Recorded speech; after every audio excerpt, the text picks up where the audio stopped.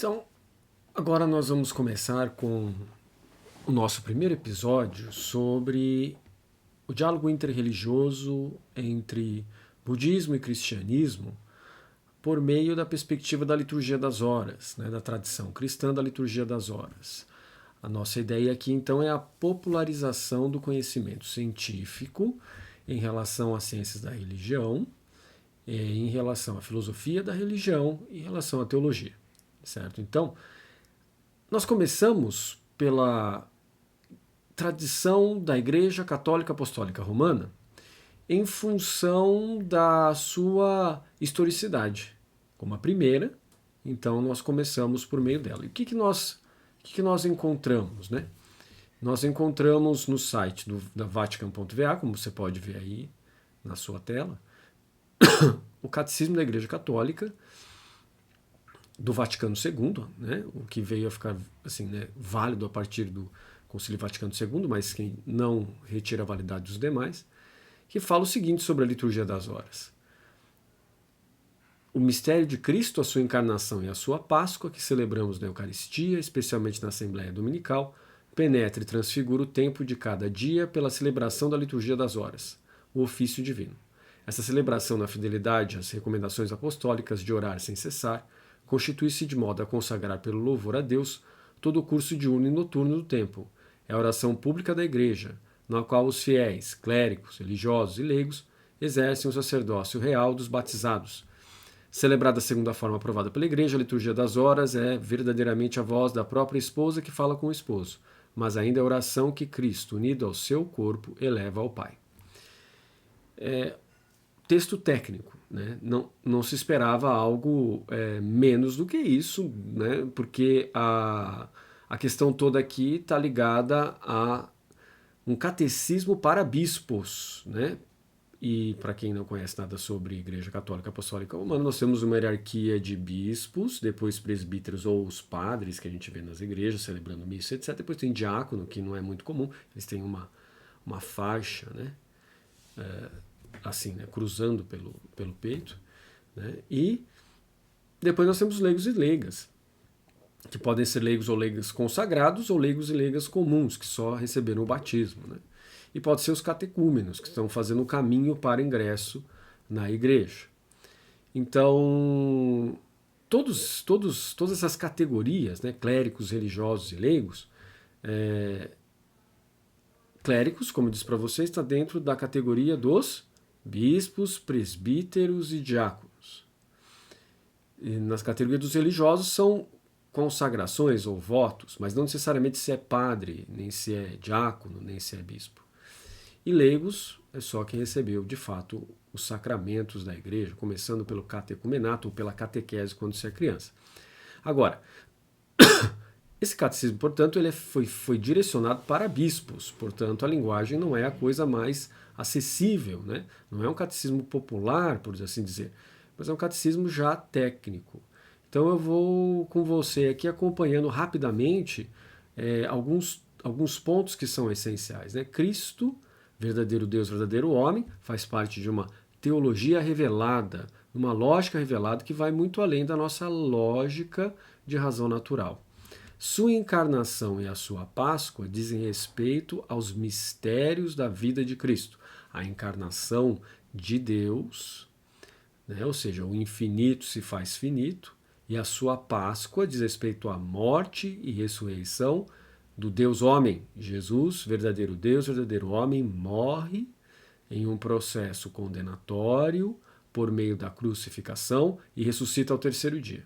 Celebramos na Eucaristia. A Eucaristia é o mandamento final de Jesus, possivelmente o único que se é obedecido em termos de ética, na sua completude, que é a celebração da sua última ceia com os apóstolos, né, com os discípulos. E depois, e onde se tem isso na Igreja Católica Apostólica Romana, todo domingo. Né? É um preceito da Igreja. Né? Por isso fala aqui na Assembleia Dominical.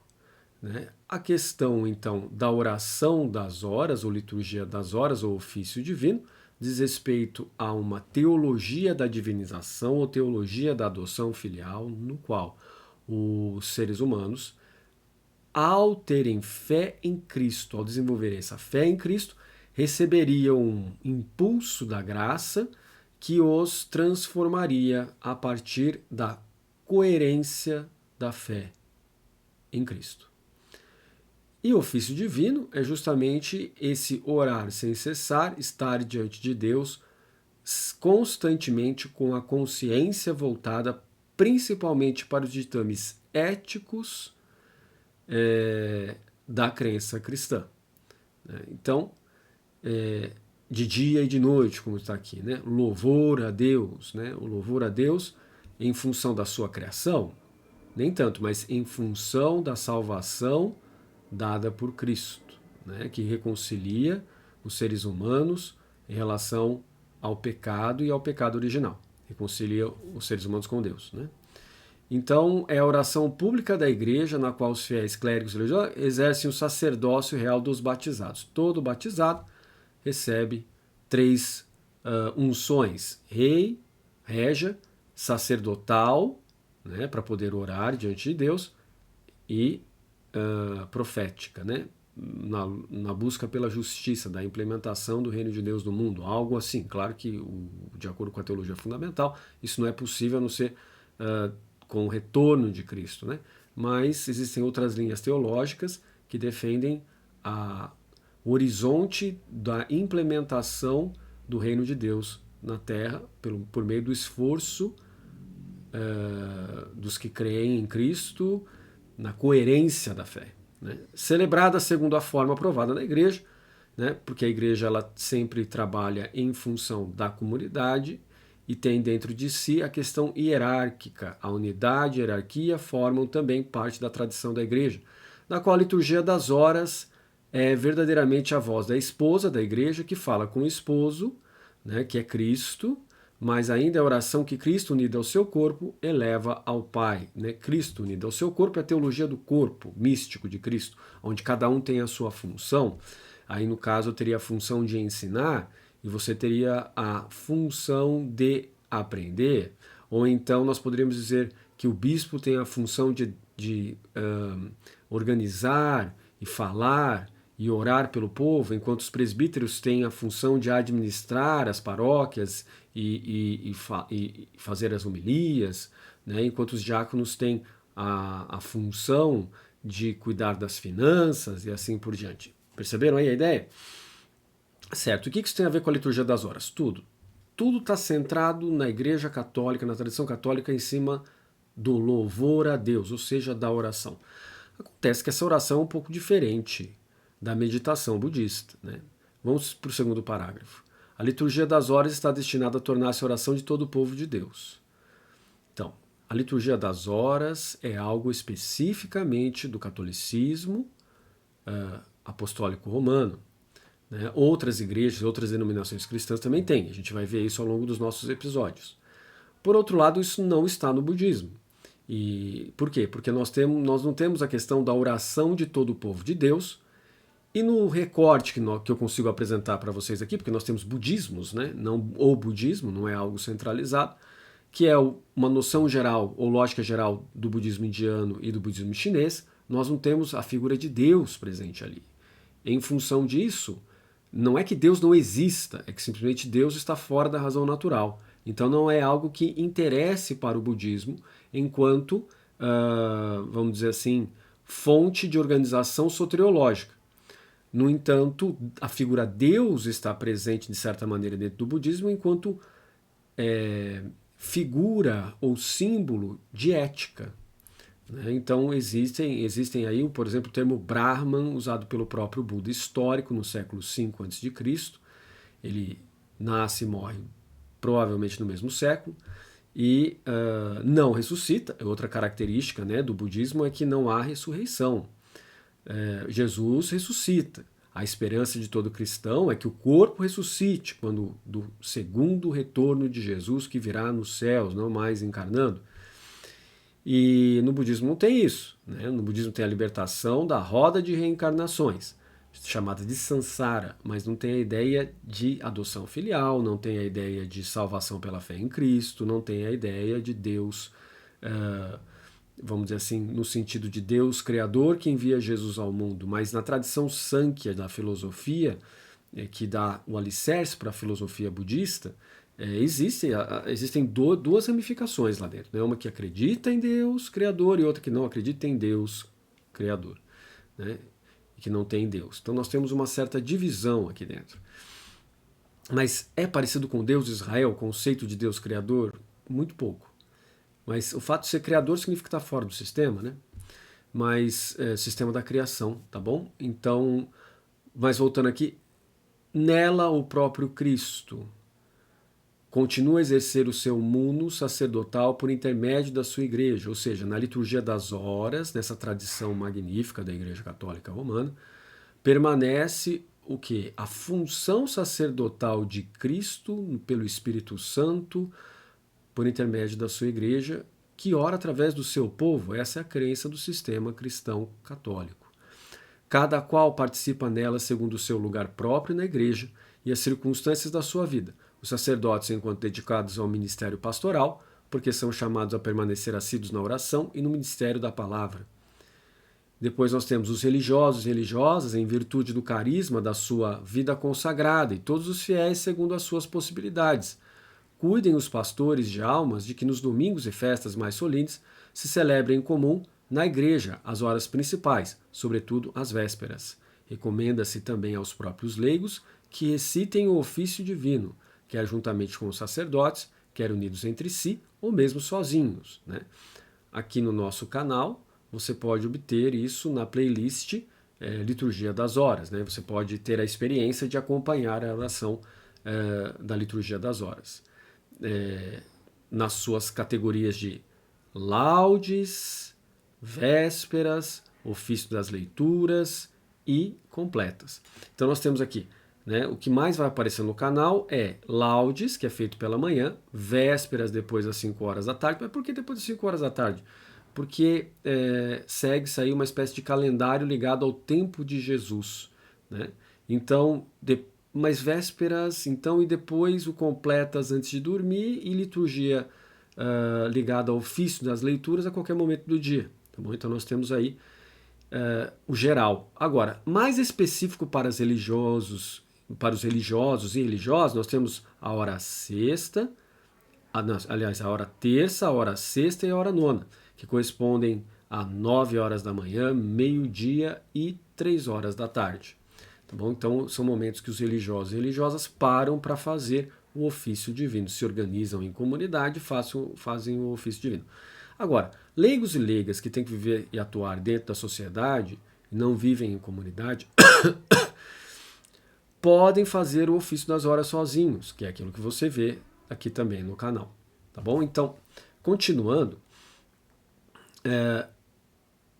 existe isso no budismo? Existe as horas principais e coisas afins? Não existe isso no budismo. O que existe no budismo é a recitação diária de textos e a meditação.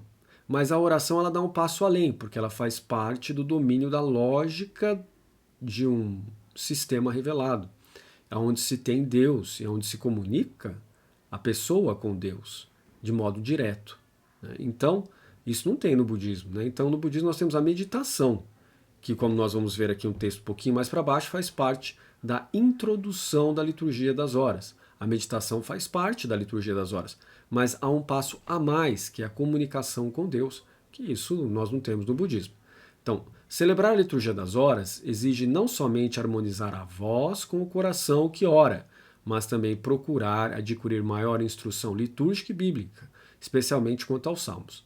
O termo oração, ele é um termo que fala do coração que se comunica com alguém. O budismo não se comunica com alguém. Onde você tem a meditação, você tem a meditação para você mesmo. E claro que se for do sistema Mahayana, nós temos uma meditação que se alia à compaixão, à ideia de empatia. Não que na Theravada também não tenha, porque tem. A questão toda é uma especialização, um treinamento centrado em cima da empatia e da, vamos dizer assim, do altruísmo e da compaixão. Embora, como eu diga novamente, né, refriso, Theravada também tem, tá bom? Mas o Mahayana tem uma ênfase maior em cima disso, no sentido de maior quantidade de textos sobre treinamento, né? Uma maior produção textual, maior produção oral também. Então, e aqui que nós temos? Portanto, nós não temos a oração dentro do budismo, né? Porque não se ora diretamente para Deus, né? Se ora para Bodhisattva, se ora para Budas. Ora, embora se possa, né, embora a pessoa possa fazer isso, o Buda histórico deixou claro no seu sermão dos seus últimos momentos, né, chamado de Mahaparinibbana Sutta, que tem uma versão do Mahayana que é Mahaparinirvana Sutra, de que não adianta porque ele não atende orações, né, ele não é uma divindade. Né, então, nós temos aí uma diferença enorme entre um ponto e outro. É superior ou é inferior? Bom, isso não é um ponto onde eu entro aqui. Por quê? Porque superior ou inferior depende daquilo que você acredita. Né? Eu não vou dizer para você superior ou inferior. Não, são lógicas distintas.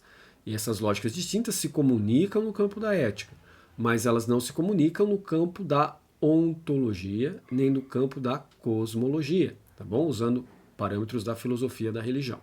Bom, continuando, os hinos e as preces litânicas da liturgia das horas inserem a oração, e sempre oração é do ser humano para com Deus, né? Dos salmos no templo da igreja. O que são os salmos? Salmos são composições feitas e atribuídas ao rei Davi. Né? Estão na Bíblia, no Primeiro Testamento ou no Antigo Testamento, mas não necessariamente são de autoria de Davi. Né? Mas isso nós deixamos para uma outra conversa. Bom, então, exprimindo o simbolismo do momento do dia, o tempo litúrgico ou da festa celebrada. Então nós temos momentos, nós temos tempos litúrgicos, nós temos festa celebrada. Por exemplo, hoje, né, a Igreja Católica celebra a memória obrigatória de Santo Antônio de Pádua, que era um doutor agostiniano, tal como hoje o Papa Leão XIV, né, da Igreja Católica. Agora, tempo litúrgico. Que tempo litúrgico nós temos hoje? Nós temos o tempo litúrgico, tempo comum. Quais os demais tempos que nós temos? Nós temos o tempo do Advento, o tempo do Natal, o tempo da Páscoa, o tempo da Quaresma e demais festas, né? Tá bom? Então aqui nós temos aqui umas grandes diferenças na igreja que são marcadas através de cores e de leituras específicas, né? Além disso, a leitura da palavra de Deus em cada hora, com os responsórios ou tropários que a seguem, e em certas horas as leituras dos padres e mestres espirituais revelam mais profundamente o sentido do mistério celebrado, ajudam a compreender os salmos e preparam para a oração silenciosa. Todo modelo que está aqui é um modelo que se liga à vida de Jesus nos evangelhos. Esse modelo ele está relacionado à oração predileta de Jesus. No período da Páscoa, nós aprendemos na igreja, né, por observar as leituras e os rituais, que Jesus sempre fala no seu processo de crucificação e morte, ele sempre usa salmos. Né? E esses salmos são os salmos de Davi. Portanto, a Igreja Católica Romana coloca os 150 salmos como algo que os cristãos devem fazer constantemente. Inclusive, o Rosário, com as suas 150 Ave-Marias, hoje 200, depois de João Paulo II, mas antigamente eram 150, para substituir os salmos de maneira propedêutica, ou seja, se partia do rosário para se chegar até os salmos, tá bom? Então, a liturgia das horas fala dos salmos, mostra os salmos, ora os salmos. Então, é a oração do povo de Deus, né? No sentido tradicional. E preparam para a oração silenciosa, né? Então, todo salmo prepara para uma oração silenciosa, que é aqueles dizeres de Jesus, quando orares, entra no teu quarto, fecha a tua porta e ore ao Pai em silêncio, né? No segredo, né, do coração. Então depois nós temos a Lexio Divina, na qual a palavra de Deus é lida e meditada para se tornar oração. Veja, aqui está o traço fundamental, né, que vai além da meditação budista. O budismo tem Lexio, tem leitura? Tem, leitura dos textos, como eu disse para vocês. O budismo tem a palavra? Sim, tem sutras, Abhidharma e Vinaya. São 3 categorias que estão lá dentro, que Vinaya quer dizer os códigos ou votos ou preceitos éticos. Sutra ensina a meditar e dá conselhos, assim por diante. Abhidharma fala da filosofia, da psicologia. Então tem textos, muitos aliás, muito maior do que a Bíblia que nós temos, né? Os textos, os sutras budistas, né? E é lida e meditada para se tornar oração. Lida e meditada para se tornar oração. Então, no budismo se lê e se medita para que se torne algo aprendido pela própria pessoa. Mas não se torna oração, não se faz uma oração, não se faz um colóquio interior ou exterior entre Deus e a pessoa, né? Nós temos colóquio interior, normalmente marca de vidas consagradas ou religiosos e religiosas, enquanto a oração não silenciosa ou oração exterior marca a presença, por exemplo, do pentecostalismo, né? O pentecostalismo, onde as pessoas fazem oração vocal com a voz elevada, né? E nós temos, por exemplo, na Igreja Católica Apostólica Romana, o movimento da renovação carismática católica, né? Então, a Lexio Divina, na qual a palavra de Deus é lida e meditada para se tornar oração, ou seja, o momento posterior. É deste modo enraizada na celebração litúrgica, né? Então, a sua raiz está na celebração litúrgica que vem dos apóstolos, do próprio Jesus e assim por diante, da fundação da igreja. Claro que sofre modificações ao longo do tempo, né? A liturgia das horas, que é como que prolongamento da celebração eucarística, prolongamento da celebração dominical, portanto, não exclui, antes postula como complemento as diversas devoções do povo de Deus, particularmente a adoração e ao culto do Santíssimo Sacramento.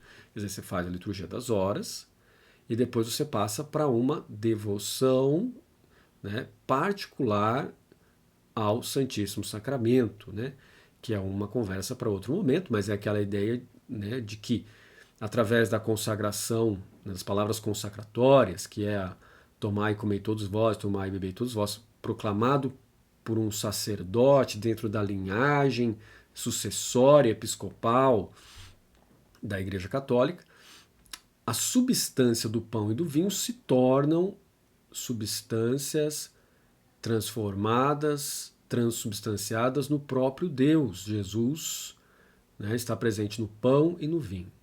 Claro que isso vai dar um problema enorme na Idade Média e vai ser uma discussão tremenda entre dominicanos e luteranos e continua até hoje essa questão de se é ou se não é Jesus mesmo que está no Santíssimo Sacramento. Mas os católicos acreditam sempre que é. Enquanto os luteranos dizem se ajuda a tua fé, então acredite que seja. Mas os demais calvinistas simplesmente dizem não, né? É só uma celebração simbólica. Tá, ok? Então a gente chegou aqui ao final da nossa introdução aos nossos estudos, nosso episódio 1. E logo mais eu posto o episódio 2, 3, 4, porque nós vamos explorar a questão da liturgia das horas nessa interface com o diálogo interreligioso com o budismo, mostrando as diferenças e as semelhanças, também nas demais tradições da igreja cristã geral, como a tradição luterana, a tradição anglicana e assim por diante. Tá, ok? Onde tiver a liturgia das horas, a gente vai dar uma olhada. É isso então. Vejo você nos próximos episódios. Muito obrigado.